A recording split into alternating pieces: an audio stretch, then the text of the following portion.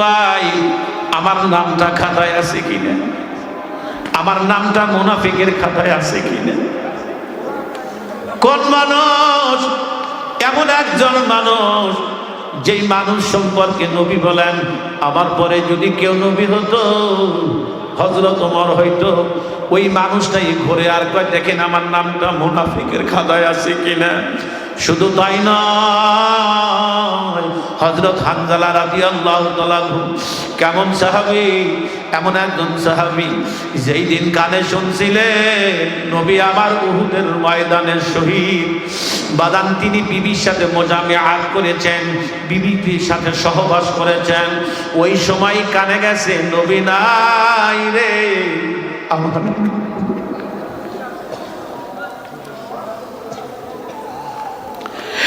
কিছু কিছু ঘটনা বলা যত সহজ, জিনিসটি উপলব্ধি করা বড় কঠিন। বিবি সহবাস করছেন, বিবি কি নিয়ে ঘুম, কানের মধ্যে খবর আছে নবী নাই, উনি পিছনের দিকে তাকাই নাই, বিবির সময় নাই, আমার কানে খবর আছে আমার নবী বলে পৃথিবীতে নাই।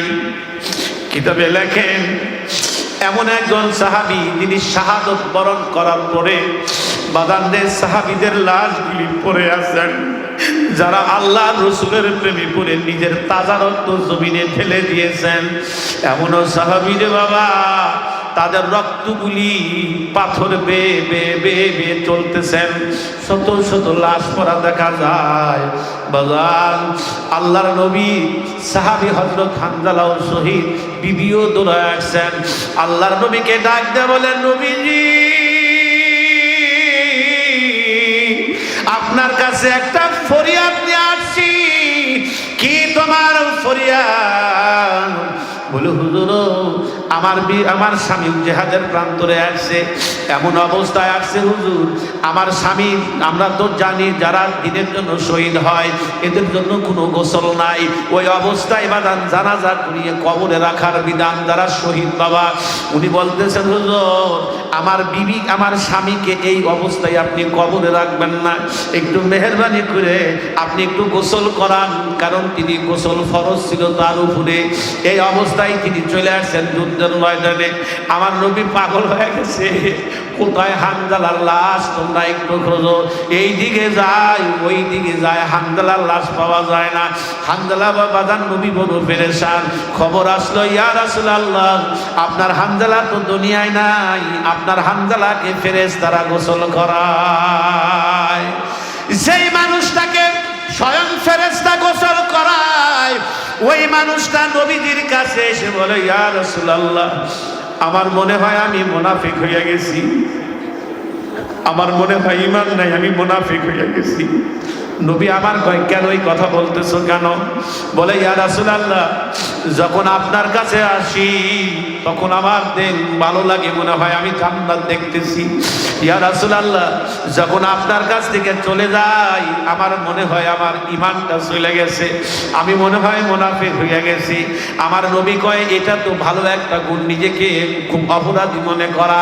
বাদান্নেও এমন সাহাবী যিনি নিজের দোষটা নিজে দেখেন, ওমর ফারুক রাদিয়াল্লাহু তাআলা নিজের দোষটা নিজে দেখেন। শুধু তাই নয়, কিতাবের মধ্যে দেখলাম জুন্নুন মিসরি রহমাতুল্লাহি আলাইহি বাদান সাধারণ কোনো বুজুর্গ নয়, সাধারণ কোনো আলেম নন বাবা, এত বড় বুজুর্গ। লোকজন আসছে তার কাছে একটু দোয়া নেওয়ার জন্য, হুজুর একটু দোয়া চাই, আকাশে বৃষ্টি নাই, পানির বড় অভাব, জীব জানোয়ারগুলা বড় কষ্ট পাইতেছে, আপনি একটু দোয়া করলেই তো বৃষ্টি হয়ে যায়। কারণ আপনি কোনো সাধারণ মানুষ নন, আপনি আল্লাহ পাকের নির্বাচিত একজন মাহবুব বান্দা।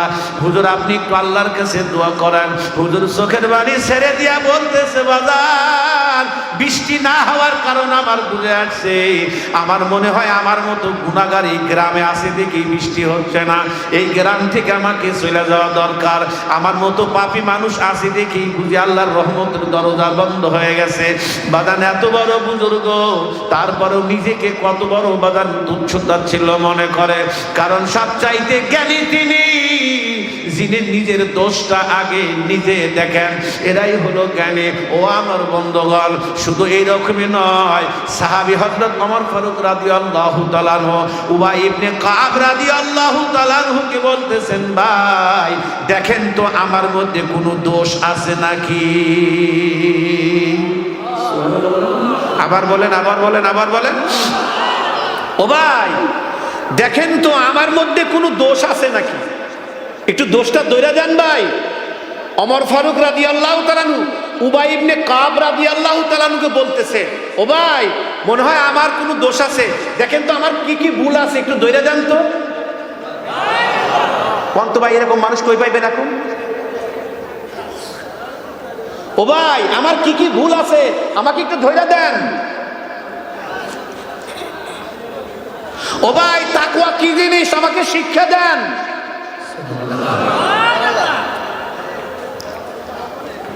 কিতাবে দেখলাম উবাই ইবনে কাব রাদিয়াল্লাহু তাআলা আনহু ওমর ফারুক রাদিয়াল্লাহু তাআলা আনহুকে বললেন, হ্যাঁ আপনার একটা দোষ আছে। ভাই কি বলেন? বলে আচ্ছা আপনার এই কাপড় দুইটা কেন, একটা হলেই তো চলে। সুবহানাল্লাহ কয় না?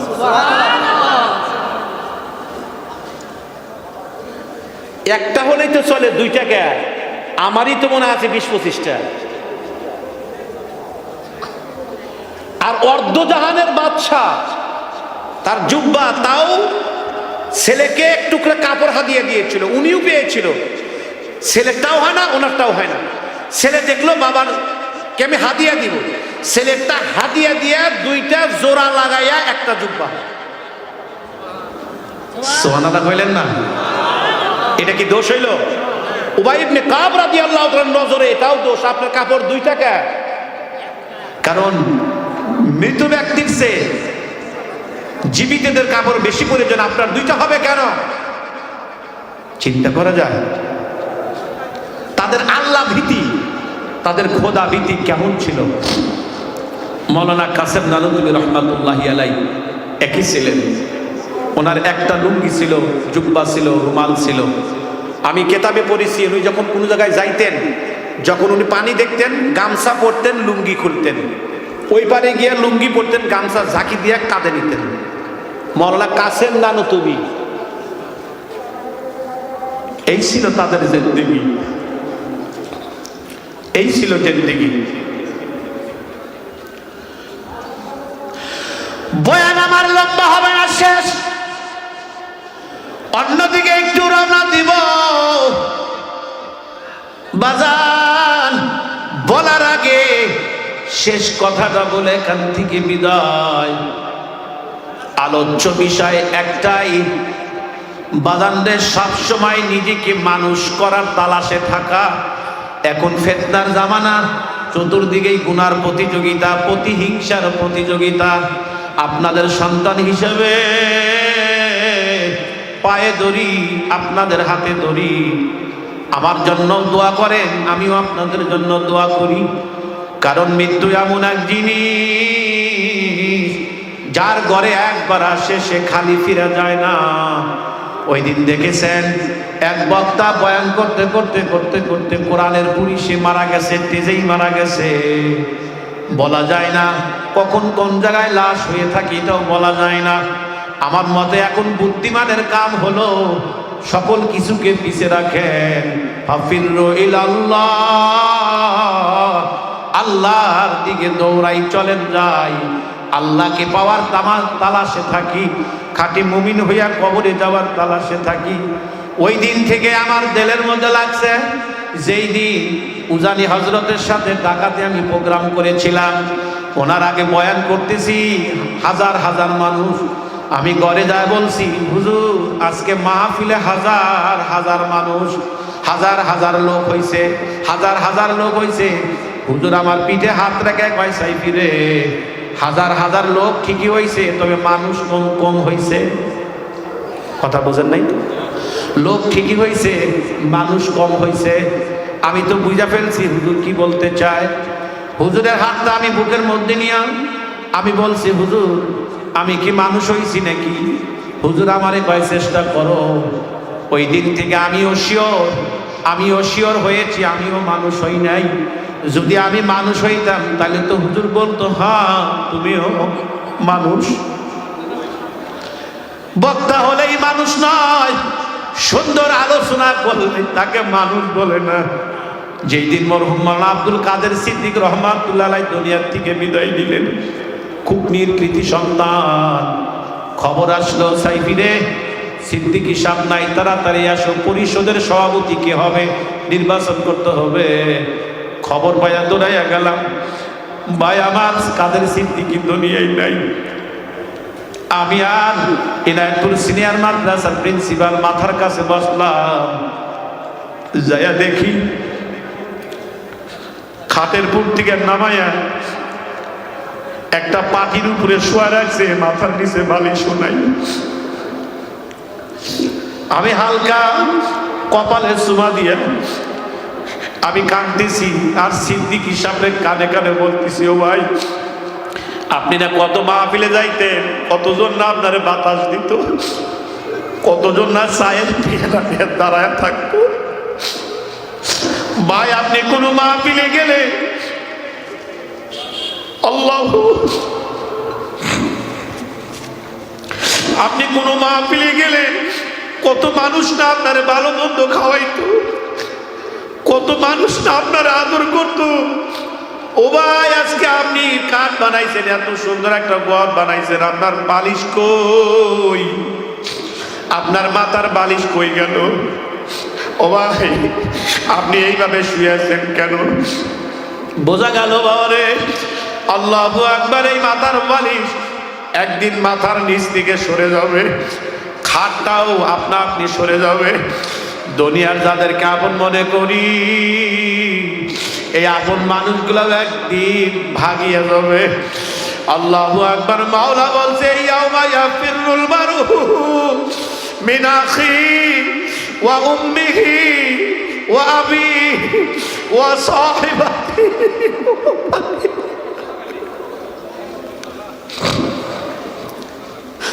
মালিক বলে দুনিয়ার মধ্যে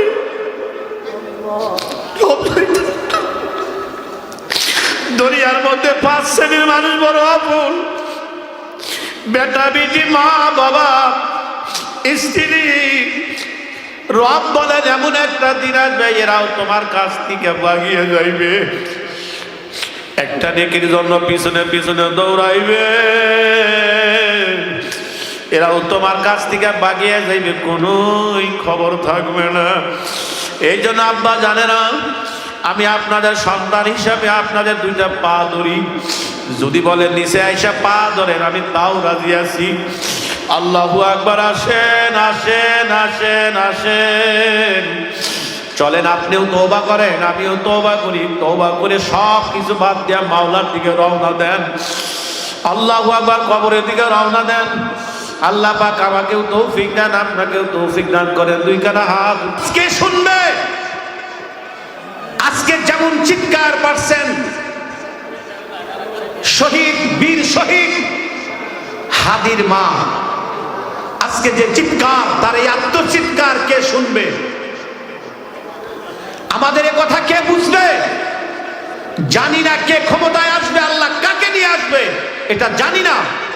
আমরা কোন দলের শত্রু না, তবে গ্রামের সাধারণ মানুষ হিসাবে আপনাদের মাথায় এটা ঢুকাইয়া দিয়ে রাখি, এইটা কমপক্ষে মনে রাখেন। আগে মাথায় থেকে সরান, ভারত কোনোদিন আমাদের বন্ধু হইতে পারে না। যদি ভারত বন্ধুই হবে, ভারত থেকে কি পেলেন আপনারা, কি দিলেন? ভারত যদি আমাদের বন্ধুই হবে, এত ঘন ঘন লাশ কেন বাংলাদেশে পড়ছে? যত লাশ বাংলাদেশে পড়ে, সকল কিছুর গুরু হলো ভারত। কথা বলেন ঠিক না ঠিক? সকল কিছুর গুরু হলো ভারত। আজকে ওসমান হাদি এক বলিষ্ঠ কণ্ঠস্বর, আমার কলজাটা ছিঁড়ে গেছে, তামাম বাংলাদেশকে সে কাঁদিয়েছে। আসলে ওসমান হাদি তো মরে নাই, পুরো বাংলাদেশ মরে গেছে। ওসমান হাদির তো মাথায় গুলি করে নাই, পুরো 18 কোটি মানুষের মাথায় গুলি করেছে। ওসমান হাদি শহীদ হয় নাই, পুরো জাতি শহীদ হয়েছে। ওসমান হাদির কি দোষ ছিল? তার দোষ একটাই, তিনি স্বাধীনতার পক্ষে কথা বলতেন। অতএব যে দলই করেন আমার দুঃখ নাই, কোন দল করবেন সিদ্ধান্ত আপনার, কিন্তু একটা অনুরোধ আপনাদের করি, ভারতের দালালি যারা করবে তারা আমাদের বন্ধু হতে পারে না, তাদেরকে ডিলেট করেন, তাদেরকে ডিলেট করেন, সে যে দলই হোক না কেন। কথা বলেন ঠিক না ব্যাঠিক? কোন দল যদি ইসলামের দল ভারতের দালালি করে তাদেরকেও ডিলেট করেন। কথা ঠিক না ব্যাঠিক? এটা শুধু ঠিক করে হবে না, এটা অন্তর আর জবান এক থাকতে হবে। আমরা ভারতের সাথে ততদিন বন্ধুত্ব করব না যতদিন ভারত না আমাদের কথা শুনবে। কথা ঠিক কিনা? কে কে রাজি আছেন হাত উঁচু করে দেখান।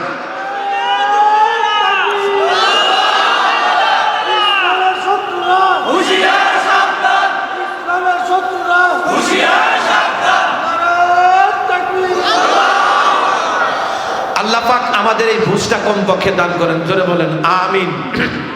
আরেক প্রথম যে ছিল ওইটাই তো ভালো ছিল।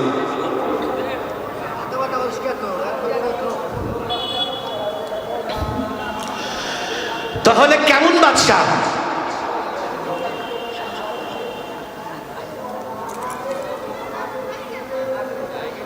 আচ্ছা, তো কেমন বাদশা? এমন বাদশা যে পশু পাখির ভাষাও বলে।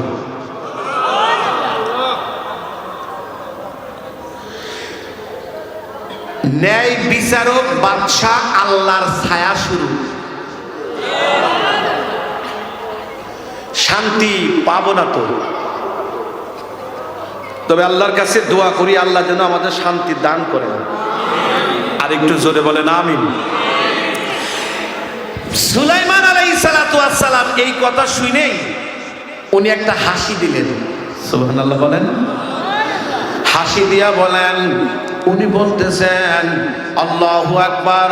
ফাতাবাসসামা যাহিকাম মিন কাওলিহা ওয়া ক্বালা রাব্বি আউযি'নি আন আশকুরা নি'মাতাকাল্লাতী আন'আমতা ওয়া আলাইয়া ওয়া আলা ওয়ালিদাইয়া ওয়া আন আ'মালা সালিহান তারদাহু ওয়া আদখিলনি বিরহমাতিকা ফি ইবাদিকাস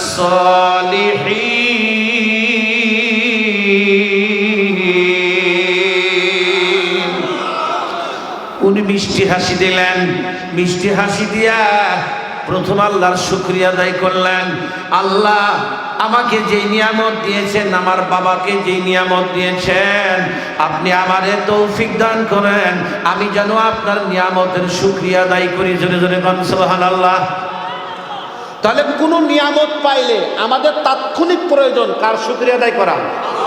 কারণ আল্লাহ পাকের দয়া ছাড়া কোনো নিয়ামত পাওয়া সম্ভব। আর যখনই কোনো নিয়ামত প্রাপ্ত হব তখন শুকরিয়া আদায় করব কার? আল্লাহ। যেমন সুলাইমান আলাইহিস সালাম করছেন। শুধু শুকরিয়া না, উনি আবার দোয়া করতেছেন, আল্লাহ তুমি আমাকে নেক আমলের তৌফিকও দাও। সুবহানাল্লাহ বলেন না? এমন আমল যে আমলে তুমি খুশি হও। এ কথা দ্বারা বোঝা যায় নেক আমল করলেই যে কবুল এমনও না। নেক আমল করার পরে নিশ্চিত না হওয়া, খুশি না হওয়া যে করছি। নেক আমল করার পর পর আল্লাহর কাছে তা কবুল হওয়ার জন্য দোয়া করতে থাকা, যে আল্লাহ তুমি আমার এই কাজটাকে তুমি কবুল করো। যেমন হযরত ইব্রাহিম আলাইহিস সালাতু ওয়াস সালাম, কোরআনের মধ্যে আসছে হযরত ইব্রাহিম এবং ইসমাইল দুইজন মিলে আল্লাহর ঘর খানায় কাবা নির্মাণ করতেছেন। আচ্ছা বলেন তো, আল্লাহর ঘর বানানো ভালো কাজ না খারাপ কাজ? জোরে বলেন। তার মধ্যে কাবা, সরাসরি কাবা, সেই কাবা নির্মাণ করতেছেন, তাহলে কত ভালো কাজ। তা এর উপর কোনো ভালো কাজ আছে? এই ভালো কাজ করার পরে দুইজন মিলে কি করতেছেন? এখন দোয়া করতেছেন, আল্লাহ আমার কাজ আমরা করছি, তুমি কবুল করো। কি আজীব শিক্ষা! উনি বলতেছেন, وَإِذْ يَرْفَعُ إِبْرَاهِيمُ الْقَوَاعِدَ مِنَ الْبَيْتِ وَإِسْمَاعِيلُ رَبَّنَا تَقَبَّلْ مِنَّا إِنَّكَ أَنْتَ السَّمِيعُ الْعَلِيمُ।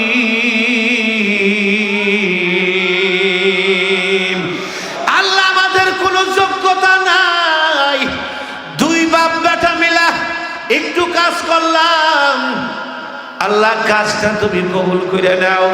সুবহানাল্লাহ। আল্লাহ তুমি আমাদের পক্ষ থেকে কবুল করে নাও। কোরআন পড়ে এটাই বুঝতে পারলাম, ভালো কাজ করার পরে খুশি না হওয়া, বরং ভালো কাজ করার পরে শুকরিয়া এবং আল্লাহর পাকের কাছে কবুল হওয়ার জন্য দোয়া করতে থাকা। আল্লাহ তুমি আমার কাজটা করে নাও, ওই দিকে আমি যাব না। বাজান রে, উনি আল্লাহ পাকের শুকরিয়া আদায় করে হঠাৎ করে উনি খবর নিলেন, ওয়াতাফাক্কাদাত তায়রা ফাকালা মা লিয়া লা আরাল হুদহুদা। অর্থাৎ সুলাইমান আলাইহিস সালাতু ওয়াস সালামের একজন মন্ত্রী ছিলেন, ওই মন্ত্রীর নাম ছিল হুদহুদ। বাজান একটা ছোট্ট পাখি, যদি ওই পাখিটা পৃথিবীতে খুব কম দেখা যায়, এই পাখিটার একটা যোগ্যতা আল্লাহ দিয়েছিলেন। উনি যখন আপনার মাটিতে ঠোঁট লাগাইতেন বুঝতে পারতেন কত ফিট নিচে পানি আছে। সুলাইমান আলাইহিস সালাতু ওয়াস সালামের পানি প্রয়োজন, উনি বাজান হুদহুদ পাখিকে প্রয়োজন, কিন্তু হুদহুদ পাখি পায় না। উনি লক্ষ্য করে বললেন, হাই হুদহুদ গেল কোন জায়গায়? উনি অন্য কারো দোষ না ধরে নিজের দোষ আগে নিজে ধরতেছেন। মালিয়া, আমার কি হলো? সুবহানাল্লাহ। আগে নিজের দোষ আগে ধরতেছেন, আমার কি হলো?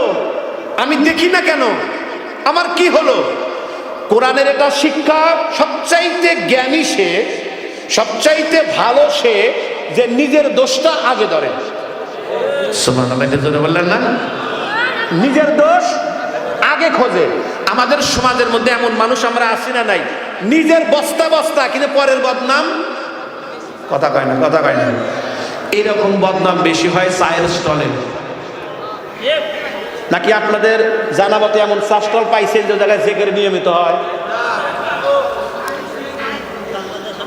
আর বর্তমান তো গীবতের সময় আসতেছে, কথা কয় না।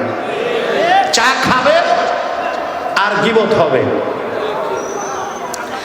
আমরা এ পরিমাণ গীবতে পাকা, নিজের কত দোষ। দেখেন, একটা কথা মাথায় রাখেন,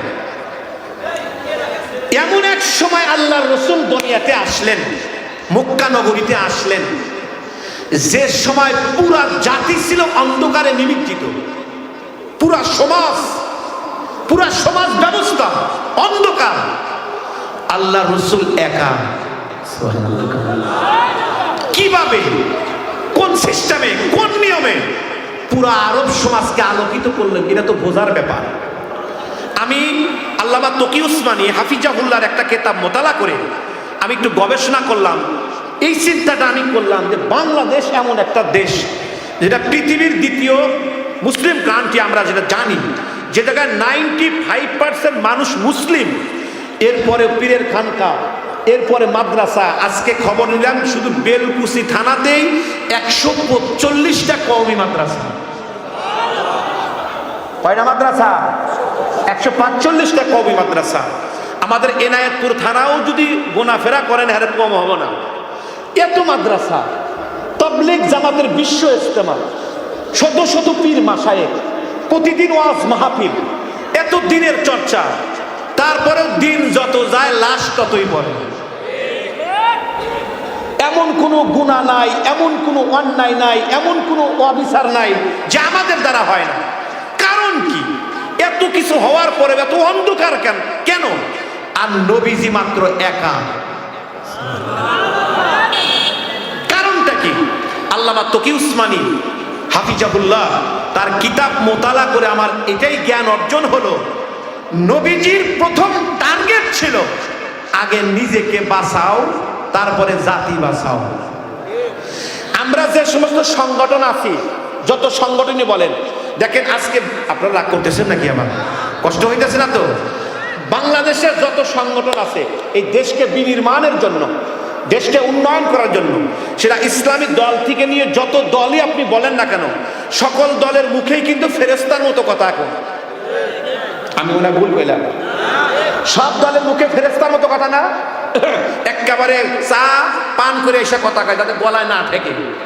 এত সুন্দর করে কথা বলতেছে সব দলের নেতারা, মনে হয় যে জিবরিল নিজে আসমান থেকে জমজমের পানি দিয়ে দোয়া পরিষ্কার করে একবার সিনা চাক করে সব মেডিসিন লাগায়া ফেরেশতা বানায় আল্লাহ দুনিয়ায় পাঠাইছে। কথা কয় না? এত সুন্দর সুন্দর কথা বলতেছে, যেই দলে আসুক মিডিয়ার সামনে বলতেছে আমরা দুর্নীতিমুক্ত বাংলাদেশ করব, আমরা শোষণমুক্ত বাংলাদেশ করব, উন্নয়নের দেশ করব। কিন্তু দেলের মধ্যে আছে আগে দিয়া দেখ কি করি, আছে না নাই? তাহলে ভালো কথা সকলেই বলতেছে, সুন্দর কথা সকলেই বলে, কিন্তু ভালো হয় না কেন? বলে ভালো না হওয়ার মূল কারণ হলো যা বলে তার মধ্যে আমল নাই, নিজের মধ্যে কি নাই। আমাদের সমস্যাটাই হলো এটা। আমাদের যাত্রাবাড়ি সাহেব বলেন আজকে যদি বাংলাদেশের সব আলেম সত্যিকার অর্থে আলেম হয় এই দেশ একাই ঠিক হবে, বেশি কিছু লাগবে না। আমরা যারা বক্তা, সব বক্তা যদি সত্যিকার অর্থে আল্লাহর হয়ে যায়, আমাদের সামনে বসবে তো মানুষ দিনদার হবে। কিন্তু বলি ফেরেশতার মতো ভিতরে আতা'মুরুনা নাসা বিল বিররি ওয়া তানসাউনা আনফুসাহুম, বলে ওয়াজ করতে করতে আল্লাহ বলতেছেন নিজেকে ভুলে গেছো। এই জন্যই আল্লাহ উসুল দিয়েছেন কু আনফুসাকুম, আগে নিজেকে বাঁচাও। বলেন আগে নিজেকে বাঁচাও, এরপরের দায়িত্ব ওয়া আহলিকুম, তোমার পরিবার বাঁচাও, সমাজ বাঁচাও, দেশ বাঁচাও। কিন্তু আমরা নিজেরা বাঁচতে পারছি না। দেখেন এই আয়াতের তর্জমাটা উদাহরণ দিলে ভালো বুঝবেন। সমুদ্রে যখন কোনো কিছু ডুবে যায়, দেখছেন না, ডুবে যায়, ডুবে যাওয়ার পরে ডুবন্ত জিনিস উদ্ধার করার জন্য ডুবুরি আনে না, দেখেন নাই? আচ্ছা ডুবুরি যখন পানির নিচে ডুব দিয়া ডুবন্ত জিনিস উদ্ধার করতে যায় তখন ডুবুরির মুখে কি লাগায়? অক্সিজেন লাগায়। হ্যাঁ, অক্সিজেন লাগায়। কেন লাগায়? যে নিজেকে আগে বাঁচতে হবে। নিজে যদি না বাঁচে ডুবন্ত জিনিস উদ্ধার করা আদৌ সম্ভব না। এই জন্য নিজে আগে বাঁচে, বাঁচার পরে পানিতে ডুব দেয় না। আমি যদি নিজেই না বাঁচি তাহলে পরিবার বাঁচাবো কেমন? এই জন্য নবী মক্কার জিন্দেগিতে 13 বছর, বলেন কয় বছর?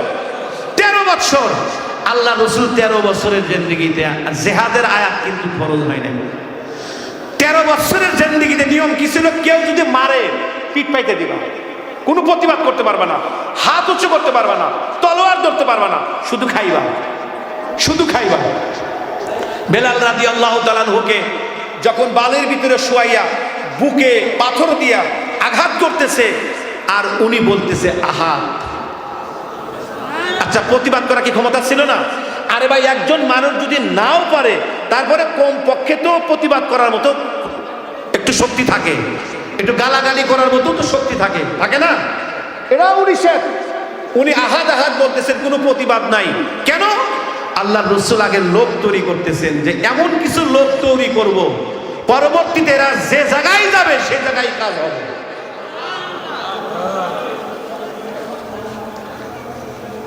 আমার জন্য একটু দোয়া করেন।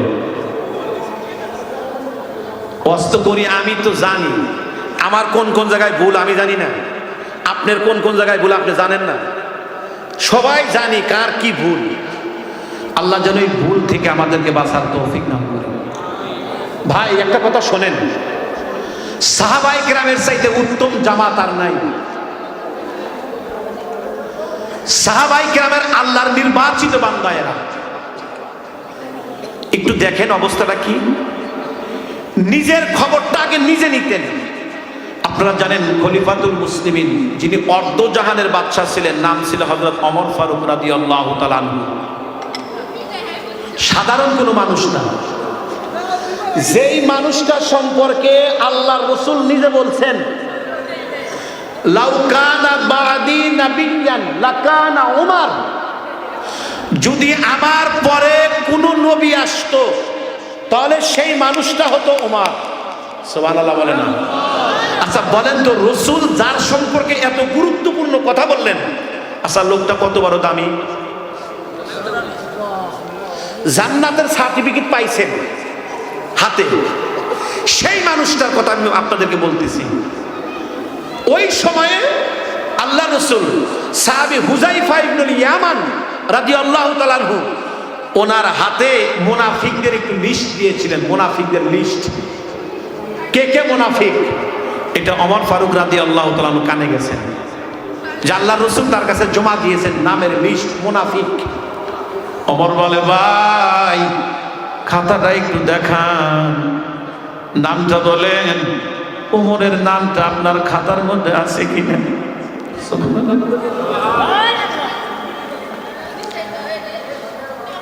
দেখুন